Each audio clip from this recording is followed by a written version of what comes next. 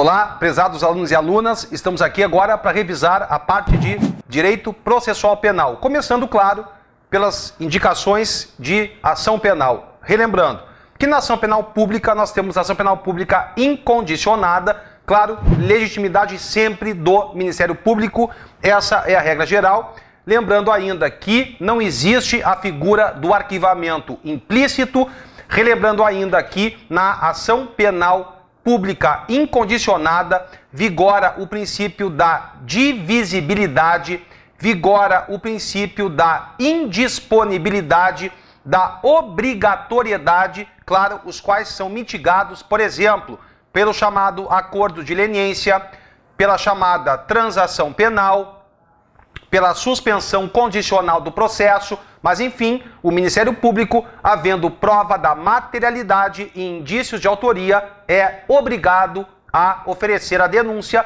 artigo 129, inciso 1 da Constituição da República.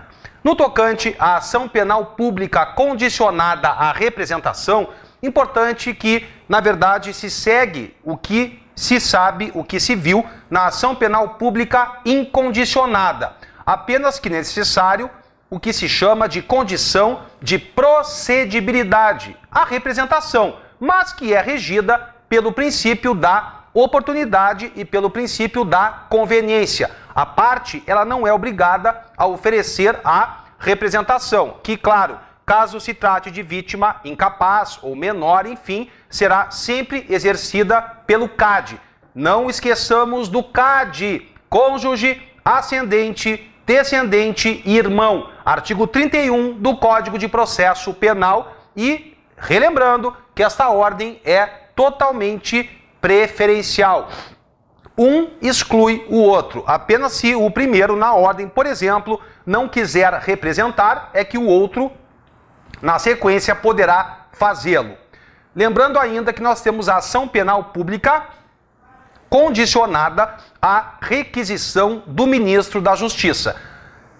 Tanto no caso da representação como no caso da requisição do ministro da Justiça, em ambos, o Ministério Público, mesmo com a condição de procedibilidade, ele não é obrigado a oferecer denúncia. Mas, no caso da representação, nós sabemos que existe o prazo decadencial de 6 meses, ao passo que na requisição do ministro da Justiça não existe esse prazo, estando sujeito somente ao prazo prescricional da respectiva infração penal.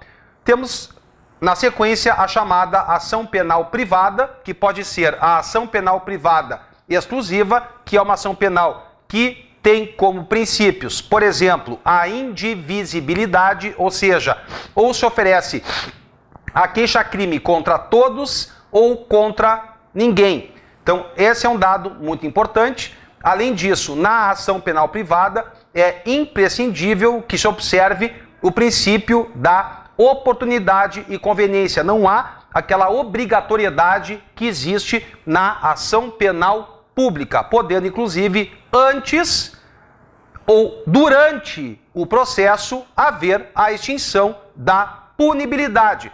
Sabemos que existem os institutos, por exemplo, do perdão do ofendido, sabemos que há o instituto da renúncia, da perempção, da retratação, que não existem na ação penal pública incondicionada.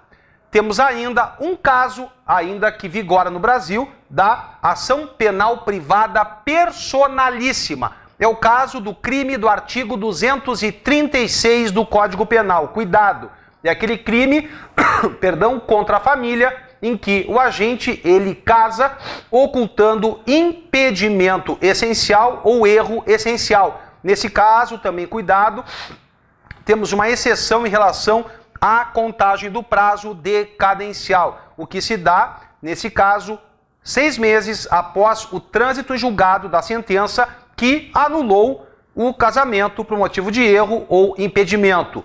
Outra exceção do prazo decadencial, que a gente sabe é de 6 meses em regra, é o caso dos crimes contra a propriedade imaterial. Te liga nisso, de ação penal privada.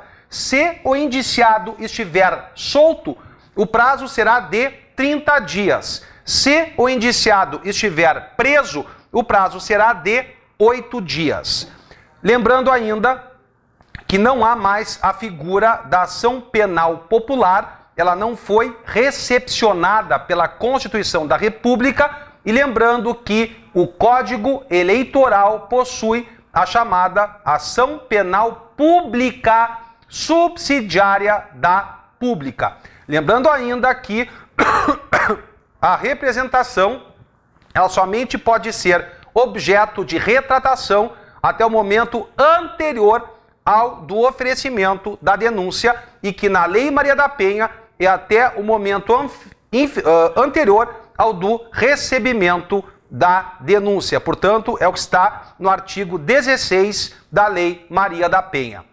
No tocante aos procedimentos, questão de ordem, lembremos da suma importância do artigo 396 do CPP, a nossa resposta à acusação no prazo de 10 dias, em que a defesa poderá alegar preliminares, exceções, arrolar testemunhas, requerer justificações, enfim, tudo aquilo que interessar a defesa. Portanto, uma nova forma de se trabalhar a defesa do réu no processo. O artigo 397, a absolvição sumária, em que se tem a questão da prova da culpabilidade e provada essa causa, de que o fato é lícito, ou de que o fato é atípico, ou de que há uma causa de extinção da punibilidade. Tudo isso, de maneira totalmente comprovada, autoriza a chamada absolvição sumária. Lembrando, a OAB adora perguntar isso, lembrando da ordem dos atos na audiência de instrução e julgamento. Como assim? Primeiro, ouvida da vítima, do ofendido. No júri chega a estar dito o seguinte, lógico, crime doloso contra a vida. A ouvida da vítima, vírgula, se possível. Meu Deus! Então, ouvida da vítima, testemunhas de acusação, testemunhas de defesa, acareações, reconhecimento de pessoas e de coisas e esclarecimentos dos peritos. Logo abaixo, aí sim, interrogatório do acusado, diligências, debates e sentença. Várias observações aqui. Por exemplo, lei de drogas é o caso mais comum, objeto de pergunta, em que se responde o seguinte, mesmo sendo prova da OAB. Na lei de drogas, o interrogatório é o primeiro ato da audiência de instrução e julgamento. Ah, mas é pior para o réu. Pessoal, estamos fazendo e faremos agora domingo prova objetiva. Portanto, vamos seguir o que diz a lei. E o interrogatório, na lei de drogas, é o primeiro ato da audiência de instrução e julgamento. A mesma coisa se diz em outros procedimentos, como, por exemplo, na Lei 8.038 de 90, Tribunal Superior, no Código Eleitoral e assim por diante. Agora, claro, procedimento comum ordinário, procedimento comum sumário, procedimento comum sumaríssimo, aí não. O interrogatório é o último ato da audiência de instrução e julgamento. Ou seja, mais uma vez, comprovando que o interrogatório é sim um ato de defesa pessoal acima de tudo. Ainda, não esqueçam que em qualquer procedimento, até no sumaríssimo, é possível que o juiz determine a substituição dos debates orais por memoriais. Nós sempre vamos utilizar, por analogia, o artigo 403, parágrafo 3º do Código de Processo Penal.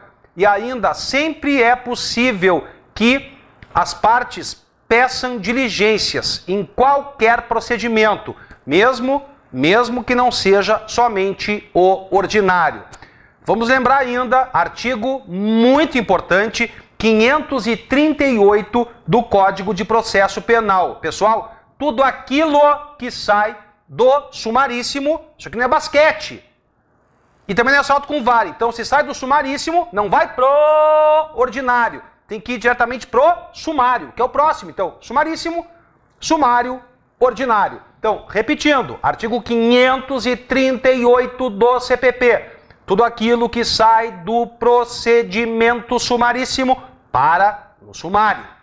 Por exemplo, estamos num procedimento sumaríssimo e o réu não é localizado para ser citado. Como não cabe, nós sabemos, citação por edital no procedimento sumaríssimo, a parada obrigatória é o procedimento sumário. E mais uma lembrança importante, no procedimento comum ordinário são 8 testemunhas, no procedimento comum sumário são 5 testemunhas e no procedimento comum sumaríssimo são 3 testemunhas, algo que é bem importante na nossa prova.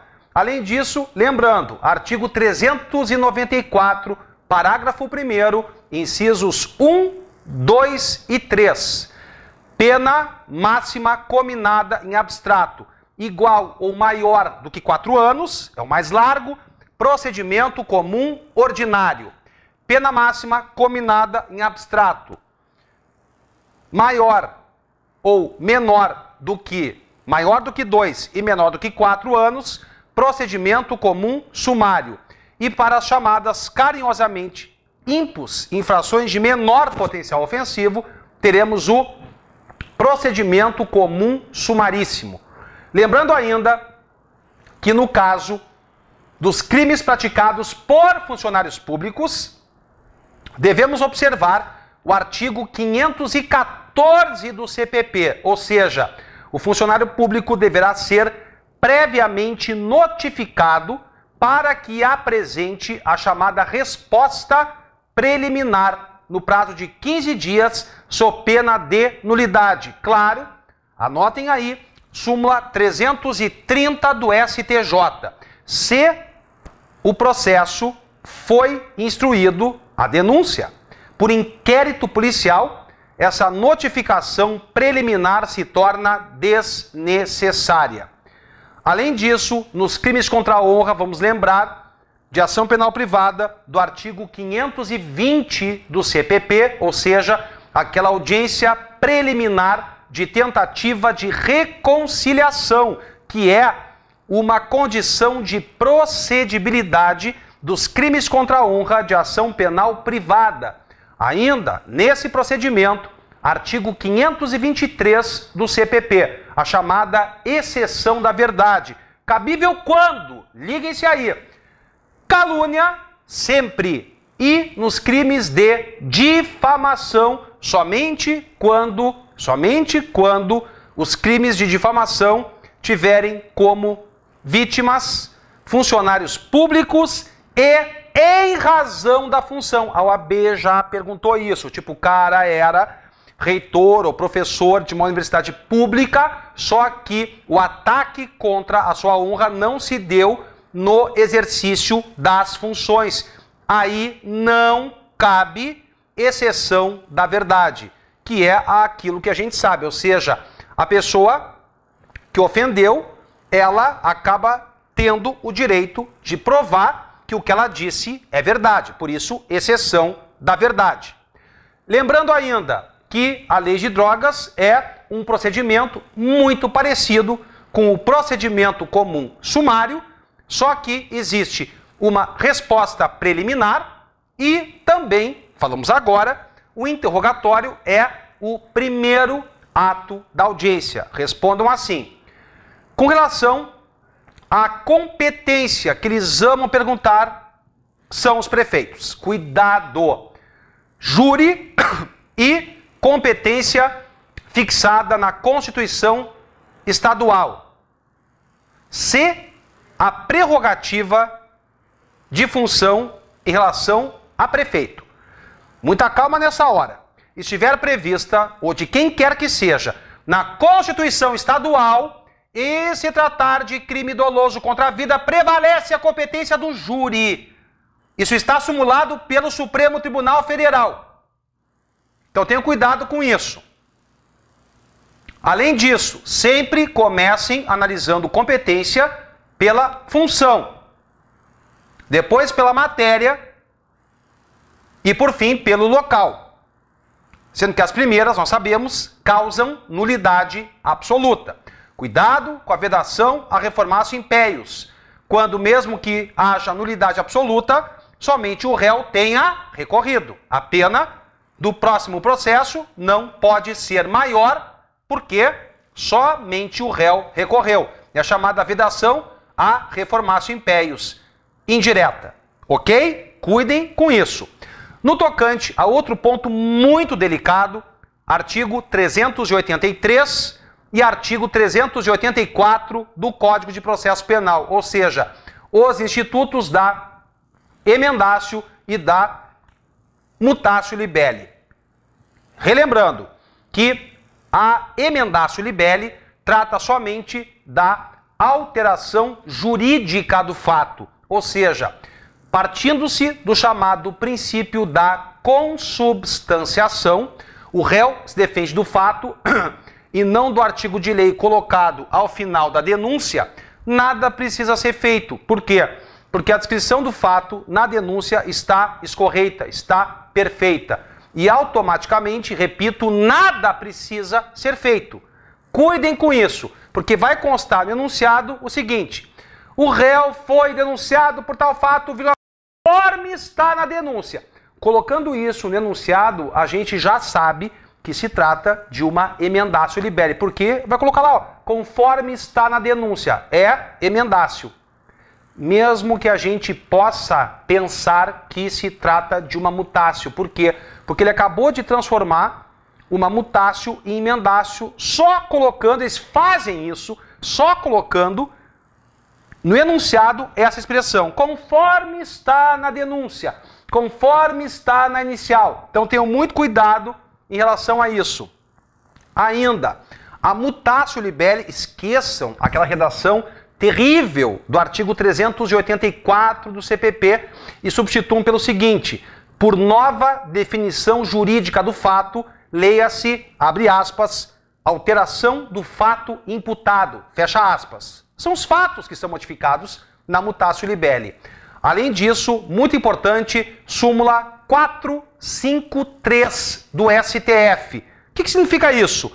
Que por supressão de instância, são fatos, jamais far-se-á mutatio libelli em segundo grau. Claro, por quê? Porque haverá supressão de instância.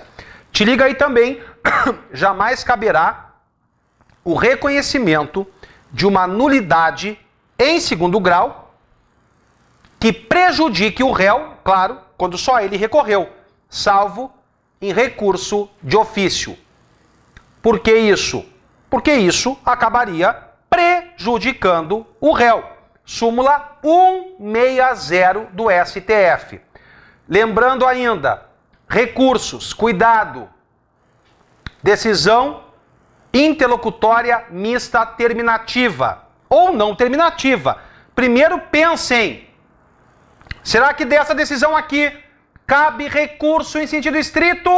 Se couber, não cabe apelação com base no artigo 593, inciso 2, ou seja, decisão com força de definitiva, como vimos na aula de recursos. Agora, se não couber, recurso em sentido estrito, que prefere, nesses casos, vocês usem o 593, inciso 2 do Código de Processo Penal. Lembrando que, via de regra, o recurso em sentido estrito não possui efeito suspensivo. Lembrando ainda que o agravo em execução penal também não tem efeito suspensivo, salvo quando houver liberação do internado à medida de segurança. Liguem-se na execução penal ainda na remissão da pena, perda de até 1/3 do tempo remido, caso haja prática de falta grave. Liguem-se no 45 da LEP, fala sobre as vedações, as sanções vedadas, se ela escura, insalubre, tudo aquilo que, claro, soa como jazz para o nosso examinador. Ainda, deem uma boa olhadinha lá no monitoramento eletrônico, artigo 146B e seguintes. Vale a pena que vocês deem uma conferida ali, certo? É isso em relação ao processo penal. Todos nós sabemos que a escolha de um curso é totalmente da liberdade do nosso aluno. E a gente quer agradecer de coração por todos vocês terem mais uma vez escolhido a Verbo Jurídico. Por quê? Primeiro, aqui você sempre sabe mais e melhor e de maneira mais atualizada possível daquilo que está acontecendo no mundo da OAB. Por quê? Porque aqui você encontra, desde a hora que você pisa aqui dentro, em que você circula pelos corredores, que existem pessoas. Aqui você lida com pessoas, não com máquinas. Com pessoas que têm coração, com pessoas que têm dedicação e com pessoas que têm amor pelo que fazem. E isso faz toda a diferença. A Verbo Jurídico é, acima de tudo, uma família. Uma família que tem no seu aluno o seu maior presente. E todos que estão aqui trabalham, suam de manhã cedo até mais de 11 horas da noite para dar e oferecer o melhor ao nosso aluno. Todos nós estamos aqui, toda a nossa equipe, de coração, torcendo e sabendo que nós fizemos, que vocês fizeram e que por isso tudo no domingo vai dar certo. Porque nós sabemos da responsabilidade que é fazer uma prova. Essa é a nossa vida. Por isso, aguardamos cada um de vocês. Meninos e meninas, como a gente trata, que são nossos bebês da OAB, porque carinhosamente estão iniciando a sua carreira jurídica. Esperamos e convidamos todos para que façam aqui conosco. Isso não é conversa, porque nós estamos investindo pesado em material humano, em material físico. Venham conhecer a nossa sede. E não há no Brasil, eu aposto, uma sede tão bem estruturada, tão bonita, como a sede da Verbo Jurídico. Então todos estão convidados para fazerem conosco a segunda fase da OAB. Lembrem-se, a gente não pede para nascer e a gente não escolhe morrer. Aproveite o intervalo, vivam a vida de vocês. Um beijo enorme, uma ótima sorte para vocês e coragem. A gente se vê na segunda fase. Um beijo enorme e até lá.